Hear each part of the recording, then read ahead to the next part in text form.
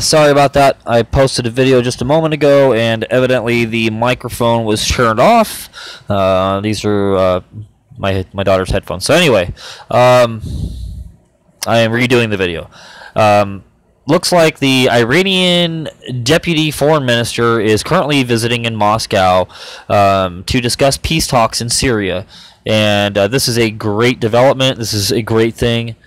Finally, it seems like we have some people that are working in these high appointed offices that are actually going to be doing something progressive to further the evolution of humanity in the correct direction, instead of the constant wars and civil crisis that have been plaguing us for ages. So I just wanted to share that with everybody. I do apologize for the previous broadcast. It was muted. Little switch on here was turned off, and here's me sitting here thinking that I'm talking to everybody. So but anyway, so I just want to get this message out there. I saw it.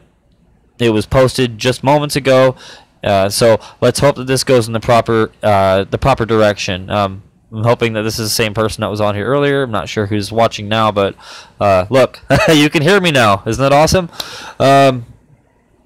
So anyway, I was watching the previous video. If you can see that behind me, there's me on my TV. It's like a doppelganger effect. It's weird, huh? So yeah. Anyway, I wanted to get this out to you. Oh, good morning, Bubba. Awesome. Thank you for the subscription. I went ahead and subbed to your channel as well, and I really like that candle video that you had on there. It's cool. I like the music to it, and just want to do a brief overview of this. There we go. My daughter's science project. We did that last night. We built the atom for magnesium. So 12 protons, 12 neutrons, 12 electrons. Man, that was a heck of a little science experiment. Or a project, I should say. Not experiment, but a project. So, but anyway, I really hope you're having a great day, Bubba. I wanted to get this message out there. And, oh yeah. Yeah, thank you. We were gonna originally make it out of candy, and I said, let's get a little more scientific with this. I don't want you to just have something to have everybody chewing on later. So anyway, but yeah, thank you so much. I really appreciate that. You always got to enjoy, the finer things in life. If you have kids, you got to take care of them and do the right thing. And not to preach, but I like to practice what I preach, and even my wife's noticed it the last couple of days that I've been a better person. I'm working on not just my personality, but I'm working on being a better person altogether. Not just following these simple routines of oh, I'm going to be positive, throw out the negativity. So yeah.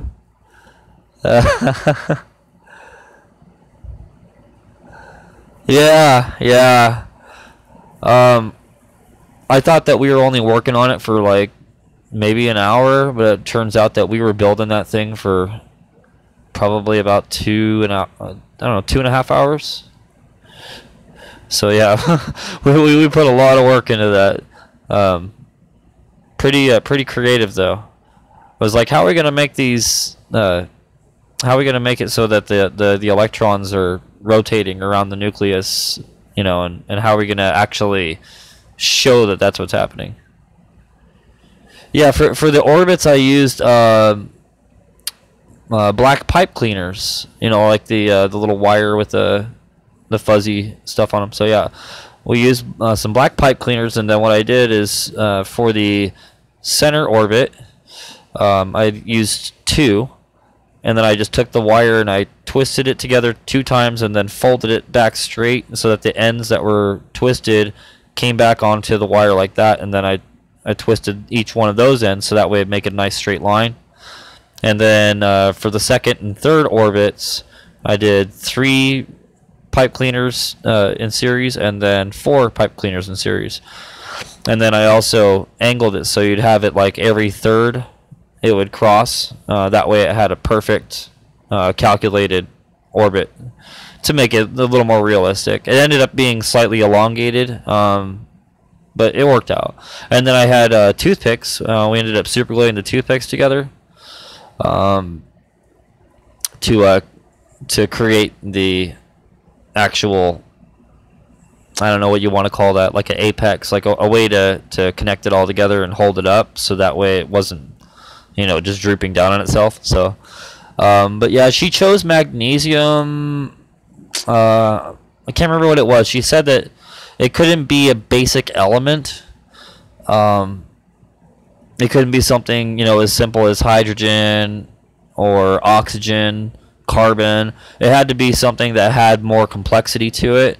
So she went ahead and picked magnesium, and I was like, hey, that's pretty cool. Let's go over a few things here. So, turns out magnesium is needed for the body to be able to absorb vitamin D. Then you also have, what is it? My biggest thing is I always knew magnesium because of Volkswagen bugs and buses. And, my first car was a bus, a 68 microbus. So I always knew about, going down to the Baja, the Rocky Point, and burning the old engine blocks whenever they would, that was my stepdad's, not really a horror story, but they ended up burning the engine blocks, as campfires. So yeah, but yeah, it turned out pretty good. I still got paint and super glue stuck to my fingers, so as the day progresses, it'll fall off. But yeah, my wife was pretty. She was kind of on the fence at first. She was a little pissed, that my daughter and I were up so late, because it was really hard to wake Ryan up in the morning, and that's her name, Ryan, like Orion, just without the O. And then my wife, Manda, she was a little upset, perturbed, I should say, that we were up so late working on it. But then when she saw the project, how it came out, she was a lot happier. And, she's like, hey, that was really cool of you. And she sent me these messages saying, that I've been changing a lot over the last couple days. So, right. Yeah, I can't wait to see the grade. We even made like a little sign for that would stick to the top, like a double-sided, and it had the what was it, number 12 at the very top for the actual how did it go? The atomic number, and then of course it had the Mg, and then magnesium, and then the 24.305 for the atomic weight. And then I put some identifiers, an identification label at the bottom that had the 12 protons, 12 neutrons, 12 electrons, like red, black, white. But yeah, and then she made a little quick overview page for her report to turn in to the teacher. So yeah, it was actually for a science project for her class, for her science class at school. She goes to a charter school. It's actually more of like a private charter school in a way. Like you have to register in advance, and then they accept students based on class size and how full they are and availability. But we have to have all of their shirts custom tailored. So like you send in the shirts, and then they have the embroidery, but it all has to be polo or khaki. And so yeah, we send those in. Yeah. Well, I'm really hoping, and she's on the what is it? She's on a committee at school, so it's kind of like when you have your school presidents and the vice president and treasury. And I think my daughter is the treasurer for the school, if I remember right. She initially was running for class president or school president. That's what it was, school president. And I said, well, you always want to have a backup elective, if you're going to be getting into like political sciences. So I believe that she handles the treasury for the school, if I remember correctly. So yeah, she has a blast. This school is just great. But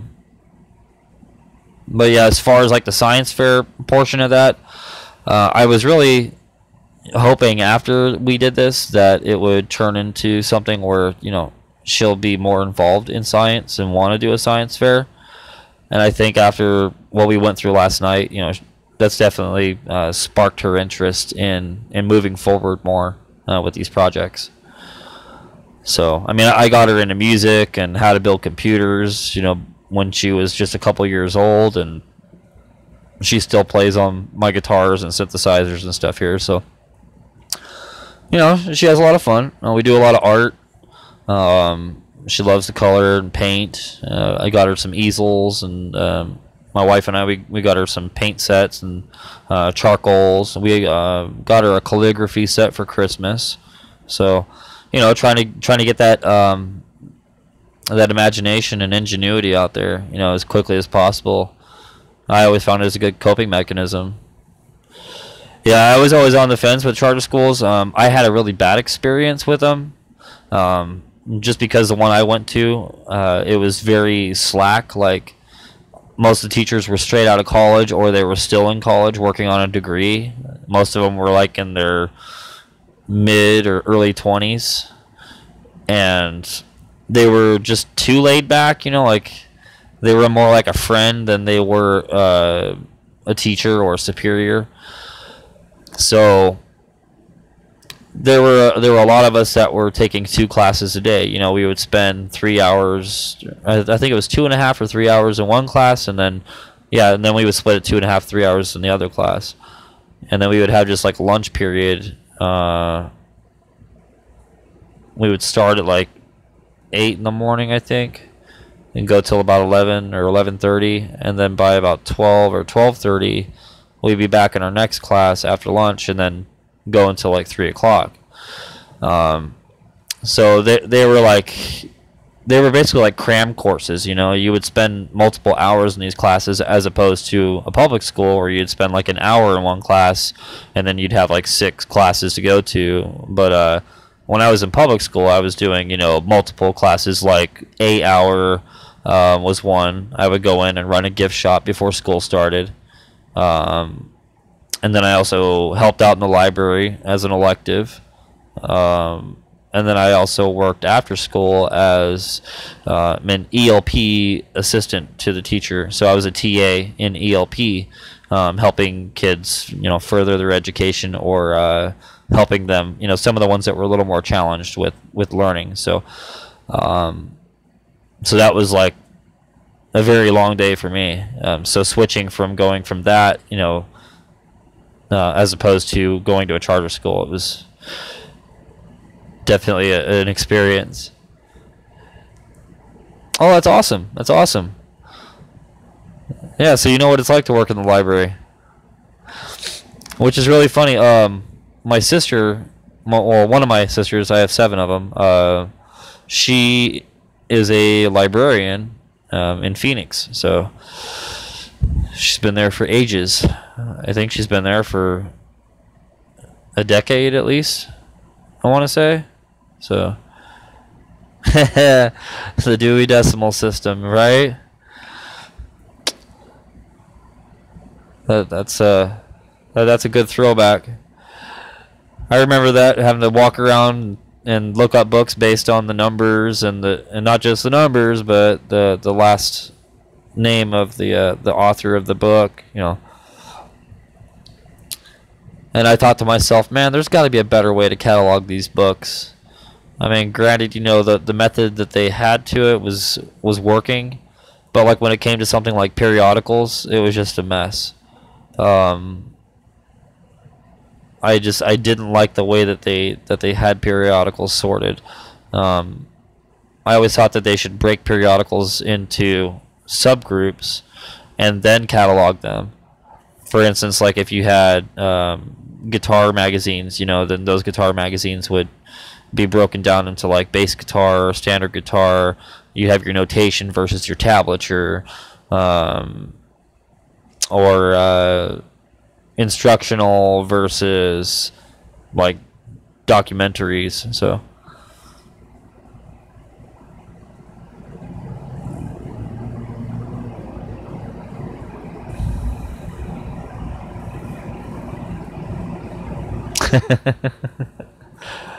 yeah, I tend to be more on the wilder side. I try to be a little bit more reserved as much as I possibly can, but when it comes to being behind closed doors or in a situation where I feel a little more not confident. Confident is always there, and confidence is always there, but when it comes down to a situation where I don't have to worry about being myself, there are times when I get pretty crazy, and I try not to do that around here, especially around my daughter and my wife, but there are times when I get worked up and I just can't control it. But like I was saying, fortunately I've had some better days lately, so specifically the last 48 to 72 hours, I've had a much better experience. I don't know why. Maybe it's the way that I'm changing my diet, the way that I'm, going to bed and sleeping less. I'm so used to sleeping more. But I guess it's also like that was all part of my depression too, so lately I've been sleeping like 4 to 6 hours or less, and then getting up earlier, so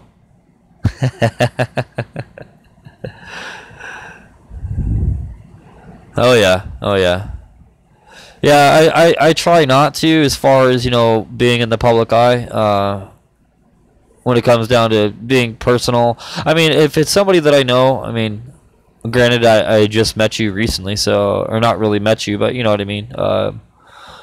But if it was just somebody that was following me or on a comments, that'd be different. But the fact that you subscribe to the channel, it's a little bit different in my mind. I feel like I can open up a little bit more, rather than just being like, cut and dry. So, oh yeah. Yeah, I know a lot of people like that. I've got a couple family members that are like that. Unfortunately for them, some of it's by choice. I had a pretty shitty life myself, and but I've also had a great life too.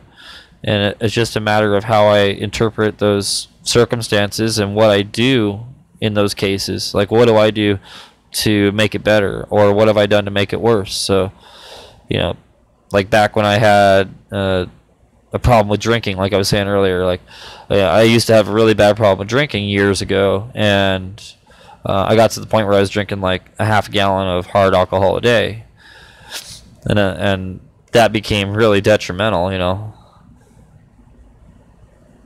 Oh, you're stuck in the snow? Oh man, yeah, I was born in a cabin, actually, a cabin that my father built up in Overgard, Arizona, just next to Heber. And I was actually a home birth and delivered by my dad, so I know about cabin fever all too well. But being a person that grew up, in an antisocial way, the cabin fever portion of it didn't really affect me too much. But when I let it get to me, it really got to me.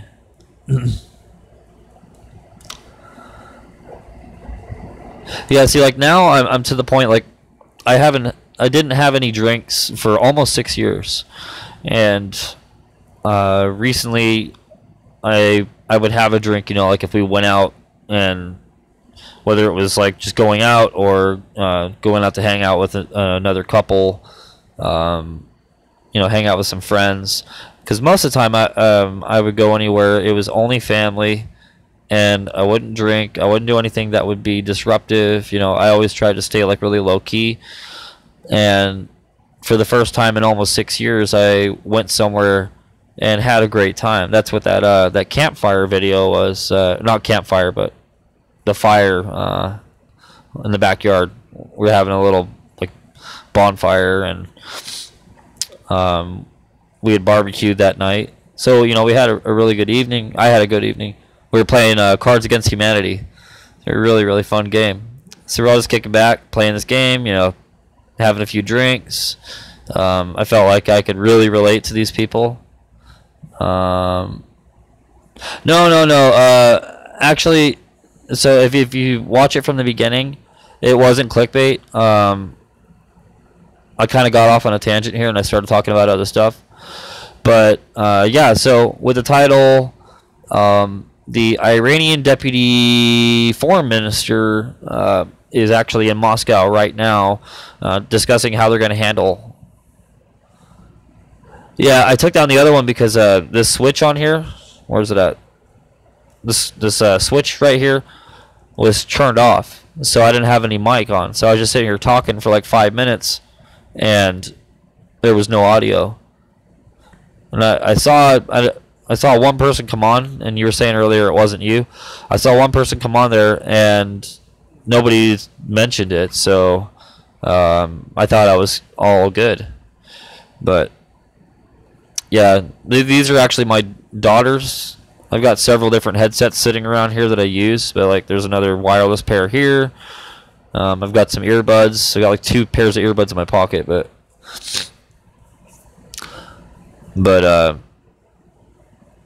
let's see here. I'm trying to see the comment.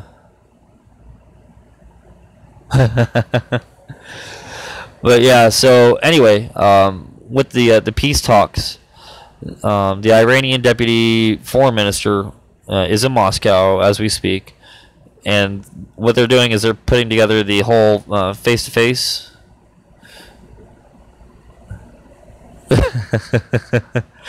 Face for radio. That's funny you mentioned that. I used to actually work in radio back in high school. We had a radio station called the Gold Mine. I think it was like 98.7 in Mesa, Arizona. And I know that they still run it there. I don't think that it's the same name anymore, though.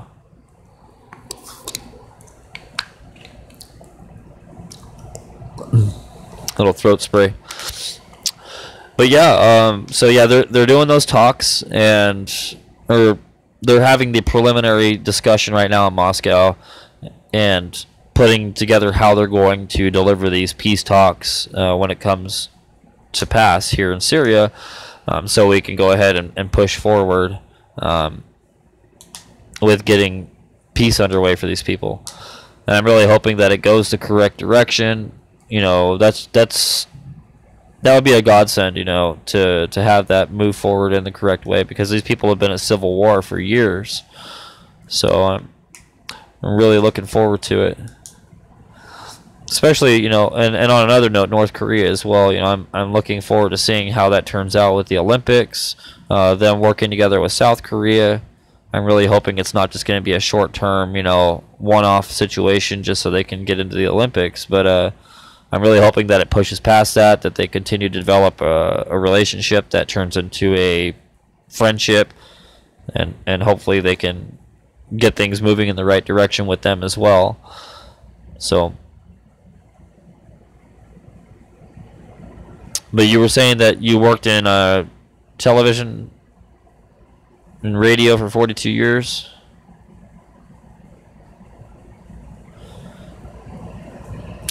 Yeah, see, like,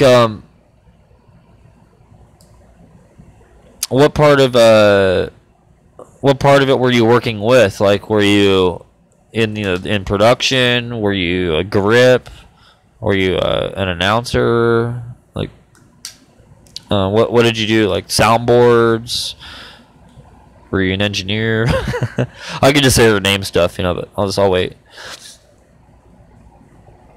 Radio engineering. There we go. Awesome.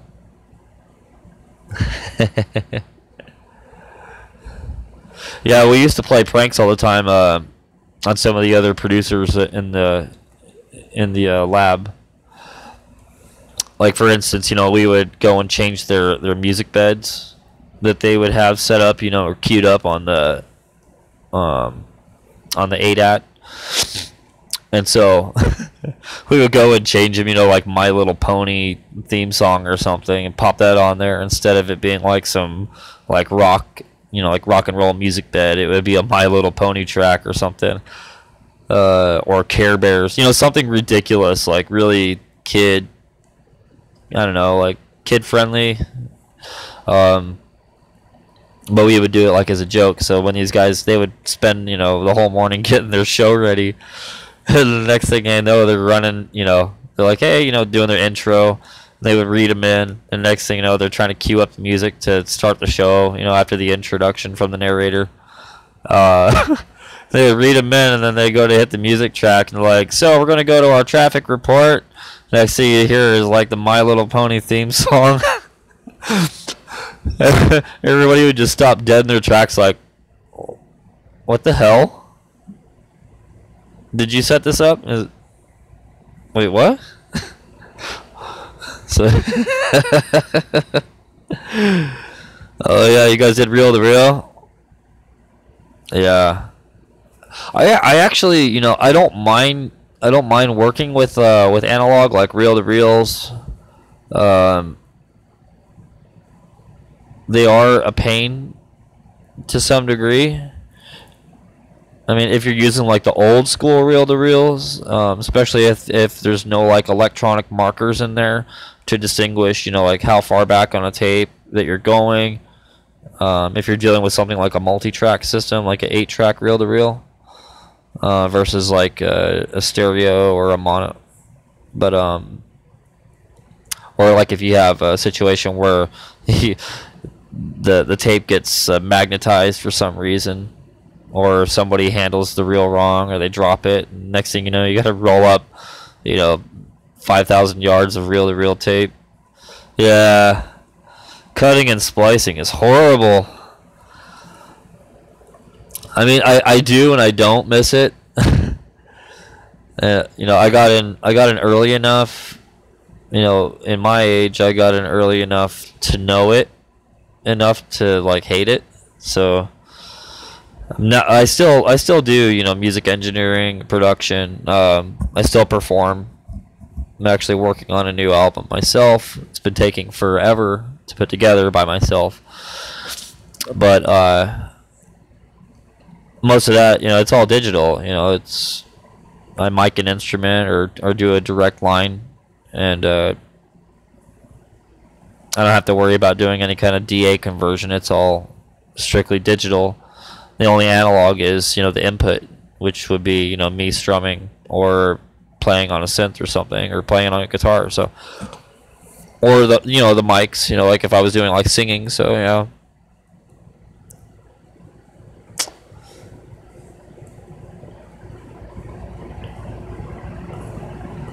So you were doing early days. You had to cut and splice commercial film reels for commercial breaks on TV. Oh wow. Now, did you do that before the broadcasts were to take place, so they were already prepped to go, or did you have to do that like on the fly?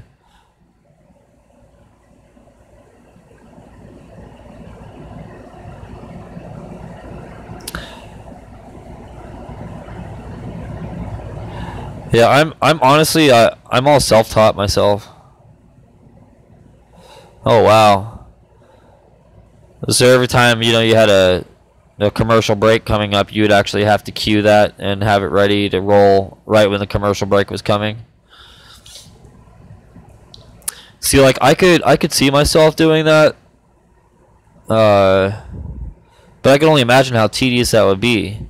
Like if you had it all set up and you knew, like, okay, here's how long our program is. Like for instance, if you're dealing with a football game, you already know you've got 4 quarters. You know when halftime's going to be.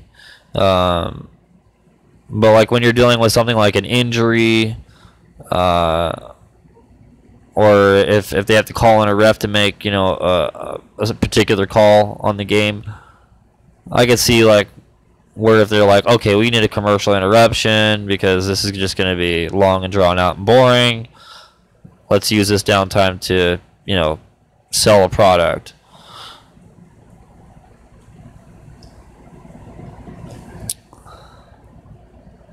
Let's see if I can pull it back up.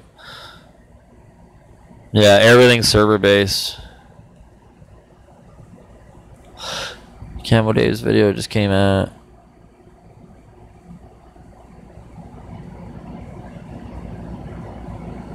Camo Dave. Is that somebody you follow?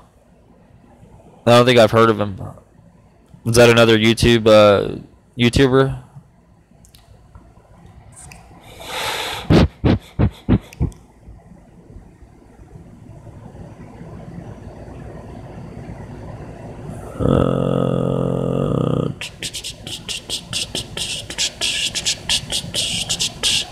Dave Hughes.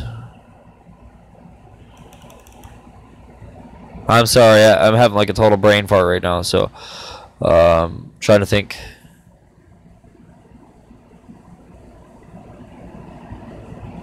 Okay. So yeah, so he does his own thing as well.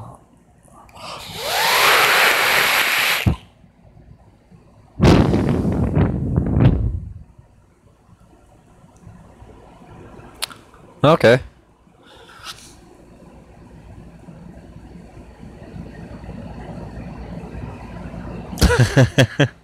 Stickers, when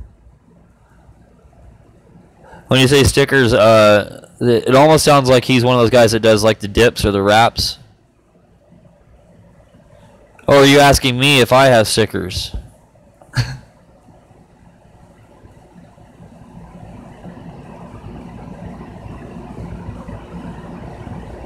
They're like, man, I don't just sell stickers. I sell T-shirts. I sell CDs. There's a lot of things I sell, especially on the music side. But I usually do it by request. I got so sick of managing, doing like eBay or Amazon. I used to deal with stuff like with mp3.com way back in their glory days before they took everybody's music down and just kept it all to the people that were like RIAA certified artists, or they had to be like high-end SnowCap accounts or ASCAP accounts. So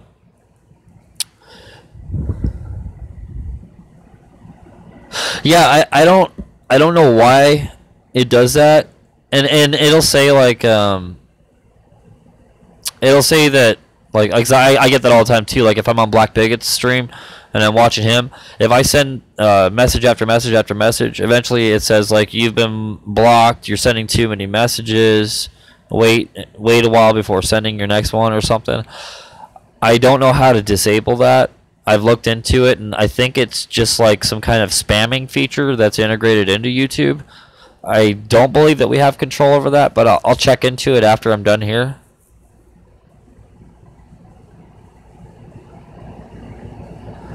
Well, as far as like, you mean just like when he's broadcasting live, or kind of like behind the scenes? Because we talk a lot. Like I just talked to him last night after he got off the stream. Like I'll put my stuff in caps to kind of get his attention, so that way he knows that I'm in the room. But because like I sent him, like, if you look at it, I don't know if he deleted it or not. Lately he's been deleting his live streams, but yeah, I sent like 3 or 4 messages that were kind of spaced like maybe 2 minutes apart each one, and nobody was saying anything. He didn't say anything, and so I started typing in caps because I was driving and I had to pull over, and I finally just typed up a message real quick and put it all caps, and I sent that, and he didn't say anything, and then I sent one right after that, and finally he's like, hey, Nedra Gunn's in the room. Yeah, like, what is it, the YouTube gaff good he was talking about? That guy just flooding his stream with all kinds of ridiculous garbage. There's another one on there, we call him Pedro Moron. That's actually Pedro Moran, I think, is his last name. I think it's how you pronounce it. I could care less. But yeah, we have some serious trolls that, like, you would swear that these people were paid by the amount of time that they spend on our channels and spend, like, harassing us. And it's not just YouTube.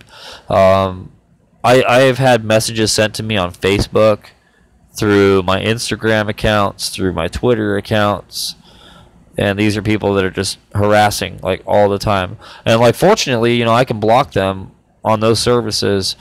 I could block them on YouTube, but then if I turn on the filter to block it, basically it's called like inappropriate content or something like that. So if I were to block it, it'll basically put a block on the chat, it'll put a block on the commenting, and then I have to go and review everything and then accept the ones that I want. So it creates more work, which is stress, and I don't want stress. So plus, you know, I would rather be like straight up about it. You know, if I'm gonna have content and I'm gonna have a discussion, it's gonna be a real discussion. I'm not gonna go back and edit it just so it looks better for face value, because, you know, I want life to be life. You know, it should be the way that it is. But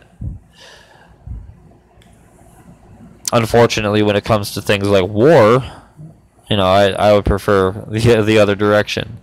And I do have a solution for that too, because you were saying, you know, like for instance with the military-industrial complex, that there's no money in peace, you know. So I think that we should put it toward right. You can't go back and edit. Actually, I was looking at that.